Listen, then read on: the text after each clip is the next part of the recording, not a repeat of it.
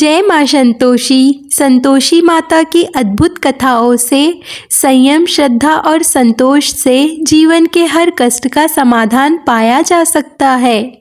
इस कथा के श्रवण से न केवल मन को शांति मिलती है, बल्कि माता का आशीर्वाद भी प्राप्त होता है।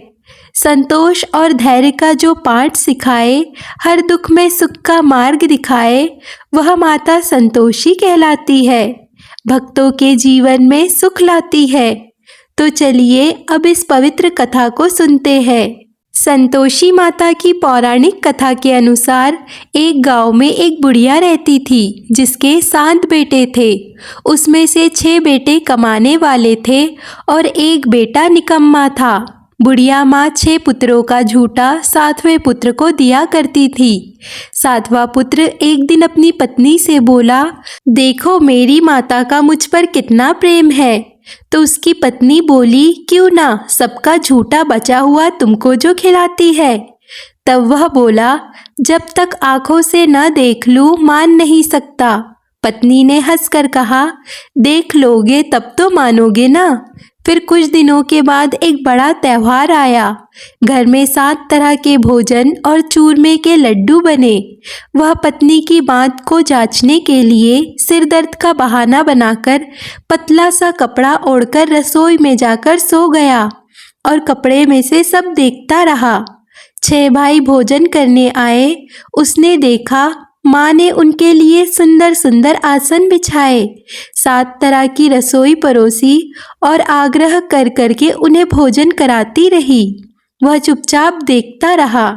6 भाई भोजन करके उठ गए। तब माँ ने उन सबकी थालियों में से बचे हुए लड्डू के टुकड़े को उठाया और उससे एक लड्डू बनाया। झूठन साफ करके माँ ने फिर उसे पुकारा, उठ बेटा उठ, तेरे भाइयों ने भोजन कर लिया, तू भी उठकर अब भोजन कर ले। तब उसने कहा, माँ मुझे भोजन नहीं करना, मैं परदेश जा रहा हूँ। माँ ने कहा, कल जाना हो तो आज ही चले जा। वह बोला, हाँ हाँ आज ही जा रहा हूँ। ऐसा कहकर वह घर से निकल गया। चलते समय उसे पत्नी की याद आई। वह गौशाला में कंडे थाप रही थी। तब वह वहां जाकर बोला, सुनो मेरे पास तो कुछ नहीं है, यह अंगूठी है तो ये ले लो और अपनी कोई निशानी मुझे भी दे दो। पत्नी बोली, मेरे पास क्या है, यह गोबर भरा हाथ। ऐसा कहकर पत्नी ने पति की पीठ पर गोबर के हाथ की थाप मार दी। तब वह चल पड़ा। चलते चलते दूर देश में जा पहुंच गया। वहाँ एक साहूकार की दुकान थी। वहाँ जाकर बोला, सेठ जी मुझे नौकरी पर रख लो। साहूकार को नौकर की सख्त जरूरत थी। साहूकार ने कहा, काम देखकर तनख्वाह मिलेगी। उसने कहा, सेठ जी जैसा आप ठीक समझे। तब उसे साहूकार के यहाँ नौकरी मिल गई। वहाँ दिन रात मेहनत से काम करने लगा। कुछ दिन में दुकान का लेन देन, हिसाब किताब, ग्राहकों को माल बेचना, सारा काम करने लगा। साहूकार के साथ 8 नौकर और थे। वे सब चक्कर खाने लगे, लेकिन उसने अपनी लगन, परिश्रम और ईमानदारी से सभी को पीछे छोड़ दिया और उसे फिर अपने किए का फल भी मिला। सेठ ने भी उसका काम देखा और 3 महीने में ही उसे मुनाफे में साझेदार बना लिया। परिश्रम करते करते 12 वर्षों में ही वह नगर का नामी सेठ बन गया और सेठ अपना सारा कारोबार उस पर छोड़कर बाहर चला गया। इधर घर पर उसकी पत्नी पर क्या बीती वह भी सुनिए। सास ससुर उसे अब दुख देने लगे। गृहस्थी का सारा काम करवाकर उसे लकड़ी लेने जंगल में भेजा करते थे। इस बीच घर की रोटियों के आटे से जो भूरी निकलती थी उसकी रोटी बनाकर रख दी जाती और फूटे नारियल की नरेली में पानी दिया जाता। इस तरह उसके दिन बीतते रहे। एक दिन जब वह जंगल में लकड़ी लेने जा रही थी, तब उसे रास्ते में बहुत सी स्त्रियां संतोषी माता का व्रत करते दिखाई दी। वह वहां खड़ी होकर पूछने लगी, बहनों यह तुम किस देवी या देवता का व्रत कर रही हो और इसके करने से क्या फल मिलता है? इस व्रत के करने की क्या विधि है? यदि तुम अपने इस व्रत का विधान मुझे समझाकर कहोगी तो मैं तुम्हारा बड़ा एहसान मानूंगी। उसमें से एक स्त्री बोली, सुनो, यह संतोषी माता का व्रत है। इसके करने से निर्धनता और दरिद्रता का नाश होता है। लक्ष्मी आती है, मन की चिंताएं दूर होती है, मन को प्रसन्नता और शांति मिलती है।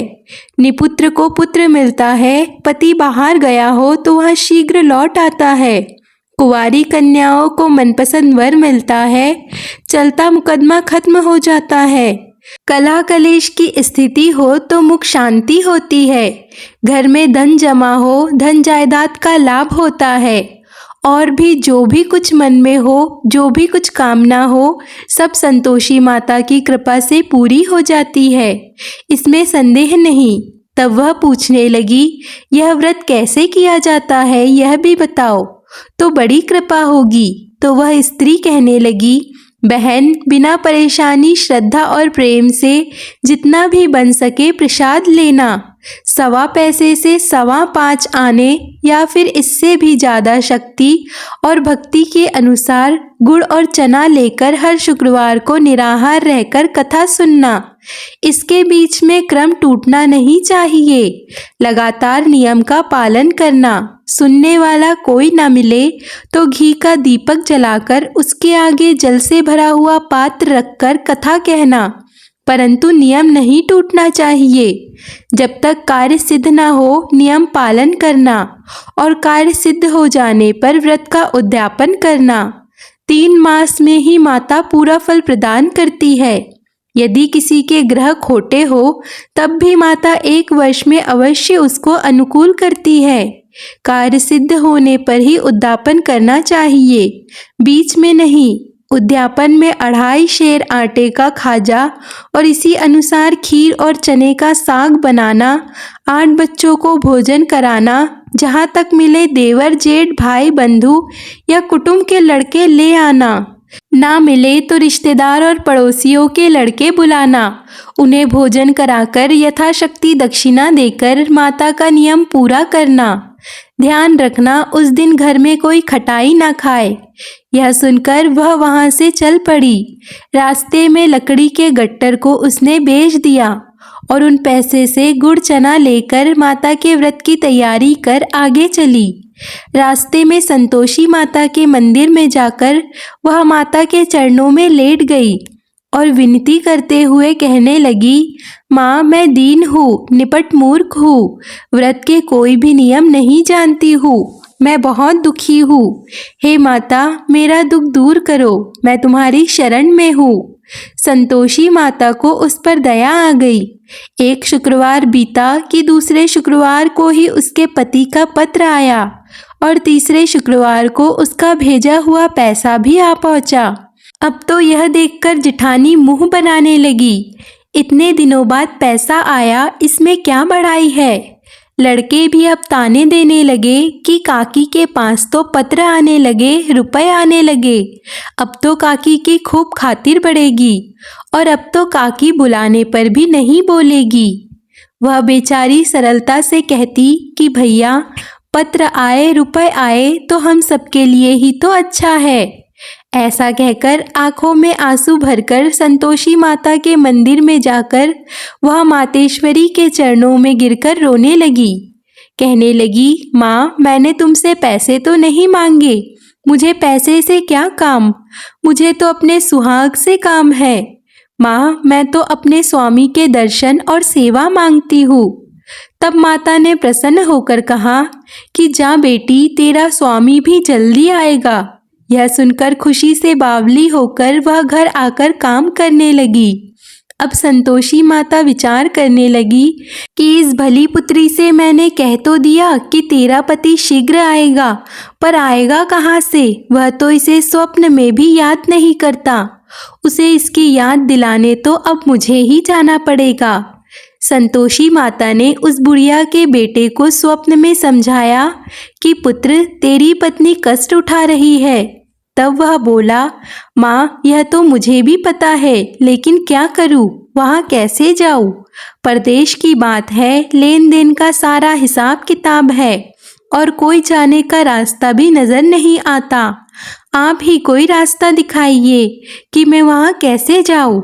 तब संतोषी माता कहने लगी, सवेरे नहा धोकर संतोषी माता का नाम लेकर घी का दीपक जलाकर दंडवत कर और दुकान पर जाकर बैठना। देखते देखते तेरा लेन देन सब चुक जाएगा और जमा माल बिक जाएगा।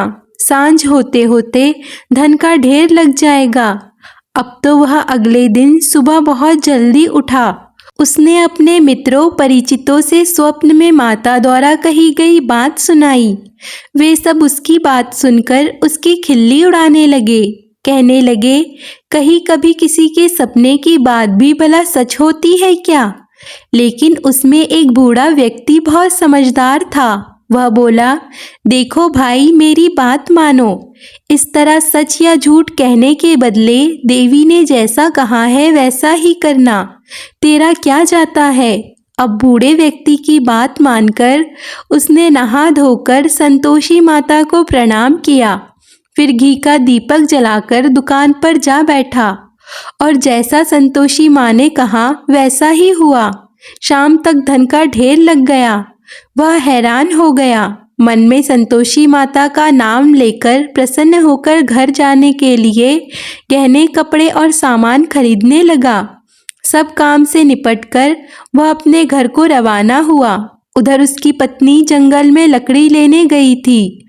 लौटते समय थक जाने के कारण वह संतोषी माता के मंदिर पर विश्राम करने बैठ गई। यह तो उसका रोज रुकने का स्थान था।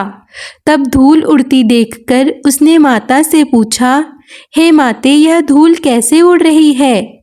संतोषी माता ने कहा, पुत्री देख, यह तेरा पति आ रहा है। अब तू ऐसा कर, लकड़ियों के 3 बोझ बना, एक नदी के किनारे रख, दूसरा मेरे मंदिर पर और तीसरा अपने सिर पर रख। तेरे पति को लकड़ी का गट्ठर देखकर मोह पैदा होगा। यह वहाँ पर रुकेगा, नाश्ता पानी करके माँ से मिलने जाएगा। तो लकड़ी का गट्ठर उठाकर जाना और बीच चौक में गट्ठर डालकर 3 आवाज जोर से लगाना, लो सासू जी, लकड़ियों का गट्ठर लो, भूसी की रोटी दो, नारियल के खोप में पानी दो, और आज कौन मेहमान आया है? संतोषी माता की बात सुनकर वह बहुत अच्छा माँ कहकर प्रसन्न मन से लकड़ियों की 3 गट्ठर बना लाई। एक नदी के तट पर, दूसरा माता के मंदिर पर रखा। इतने में ही मुसाफिर वहां आ पहुंचा। सूखी लकड़ी देखकर उसको इच्छा हुई कि अब यही विश्राम कर ले और भोजन बनाकर खा पीकर फिर गांव को चले। इस प्रकार भोजन करके विश्राम कर वह अपने गांव में आ पहुंचा। उसी समय बहू सिर पर लकड़ी का गट्ठर लिए आई। उसने गट्ठर को आंगन में डाला, जोर से 3 आवाजें लगाई, लो सासू जी, लकड़ी का गट्ठर लो, भूसी की रोटी दो, नारियल के खोपरे में पानी दो, आज कौन मेहमान आया है? यह सुनकर सास ने अपने दिए हुए कष्टों को भुलाने के लिए कहा, बहू तू ऐसा क्यों कह रही है? तेरा पति ही तो आया है। आ बैठ, मीठा भात खाकर कपड़े गहने पहन। पत्नी की आवाज़ सुनकर उसका पति बाहर आया।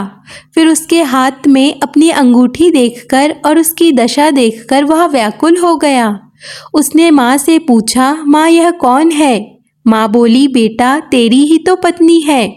आज 12 वर्ष हो गए हैं। जब से तू गया है तब से सारे गांव में जानवर की तरह भटकती फिरती है। काम काज कुछ करती नहीं, 4 समय आकर खा जाती है। अब मुझे देखकर भूसी की रोटी और नारियल के खोपरे में पानी मांगती है। तब वह बोला, माँ मैंने इसे भी देखा है और तुम्हें भी। मुझे दूसरे घर की चाबी दो, मैं उसमें रहूँगा। माँ ने कहा, ठीक है बेटा, जैसी तेरी मर्जी। ऐसा कहकर माँ ने चाबी का गुच्छा बेटे के सामने रख दिया। उसने दूसरे घर को खोलकर सारा सामान जमाया। एक ही दिन में वहाँ राजा के महल जैसा ठाट बाट हो गया। अब क्या था, वह सुख भोगने लगी।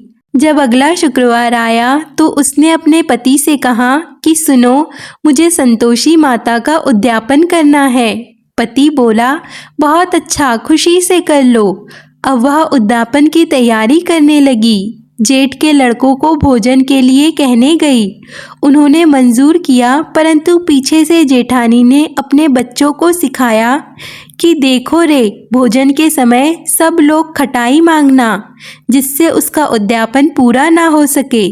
अब लड़के भोजन करने आए, खीर पेट भर कर खाई, लेकिन माँ की बात याद आते ही कहने लगे, चाची हमें कुछ खटाई खाने दो, खीर खाकर हमें बिल्कुल अच्छा नहीं लगता है। लड़के उठ खड़े हुए, फिर बोले, पैसे लाओ। भोली भाली बहू कुछ भी नहीं जानती थी, उसने उन लड़कों को पैसे दे दिए। लड़कों ने बाजार में जाकर उन पैसे से इमली खरीद कर खाई। यह सब देखकर अब बहू पर संतोषी माता का कोप हुआ। राजा के दूत उसके पति को पकड़कर ले गए। तब जिठानी कहने लगी, अब सब पता चल जाएगा जब जेल की रोटी खाएगा। बहू से यह वचन सहन नहीं हुए। वह संतोषी माता के मंदिर में गई और कहने लगी, माता यह आपने क्या किया? हंसकर आप मुझे क्यों रुला रही हो? संतोषी माता बोली, पुत्री तूने मेरा व्रत भंग किया है, इतनी जल्दी सारी बातें भुला दी। वह बोली, माँ मैं तो कुछ भी नहीं भूली, ना ही मैंने कोई अपराध किया है। मुझे तो लड़कों ने भूल में डाल दिया, मुझे क्षमा करो माँ। तब माँ बोली, ऐसी भूल भी कहीं होती है? वह बोली, अब कोई भूल नहीं होगी। अब बताओ मेरे पति कैसे वापस आएंगे? तब संतोषी माता बोली, पुत्री जा, तेरा पति तुझे रास्ते में ही आता मिलेगा। वह मंदिर से निकलकर बाहर आई तो रास्ते में उसे अपना पति आता हुआ मिला। उसने पूछा, कहाँ गए थे? तब वह बोला, इतना धन जो कमाया है उसका कर राजा ने मांगा था, वही भरने गया था। तब वह प्रसन्न होकर बोली, भला हुआ, अब घर चलो। फिर अगला शुक्रवार आया। तब वह बोली, मुझे माता का उद्यापन करना है। पति ने कहा, ठीक है करो। फिर वह जेठ के लड़कों से भोजन करने को कहने गई। जेठानी ने लड़कों को फिर सिखा दिया कि तुम पहले की तरह ही खटाई मांगना। अब की बार लड़के भोजन करने बैठे। भोजन करने से पहले ही कहने लगे, हमें खीर पूरी अच्छी नहीं लगती, जी घबराता है, कुछ खटाई खाने को दो। तब वह बोली, खटाई तो नहीं मिलेगी, खाना हो तो खाओ। तब उनके उठकर चले जाने पर उसने ब्राह्मणों के लड़कों को बुलाकर उन्हें भोजन करवाया। दक्षिणा की जगह उन्हें एक एक फल दिया। इससे संतोषी माता प्रसन्न हो गई और माता की कृपा से 9 माह बाद उनको चंद्रमा के समान एक सुंदर पुत्र प्राप्त हुआ। पुत्र को लेकर वह हर दिन संतोषी माता के मंदिर में जाने लगी। माँ ने सोचा, यह रोज आती है, आज क्यों ना मैं ही इसके घर चलूं, इसका आश्रय देखूं तो सही, यह कैसे रहती है। यह विचार कर माता ने भयानक रूप बनाया। गुड़ और चने से सना मुख, ऊपर से मुंड के समान होठ, उस पर मक्खियां भिनभिना रही थी। दहलीज पर पैर रखते ही उसकी सांस चिल्लाई, देखो रे, कोई चुड़ैल डाकिनी चली आ रही है, जल्दी से भगाओ इसे, नहीं तो सबको खा जाएगी। बहू रोशनदान से देख रही थी। वह प्रसन्न हो उठी, आज मेरी माता मेरे घर आई है। ऐसा कहकर दूध पीते बच्चे को गोद से उतार दिया।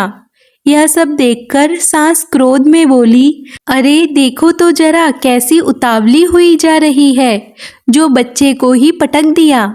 इतने में ही माँ के प्रताप से जहाँ देखो वहाँ लड़के ही लड़के नजर आने लगे। वह बोली, माँ जी, मैं जिनका व्रत करती हूँ यह वही संतोषी माता है। ऐसा कहकर उसने झट से घर के सारे किवाड़ खोल दिए।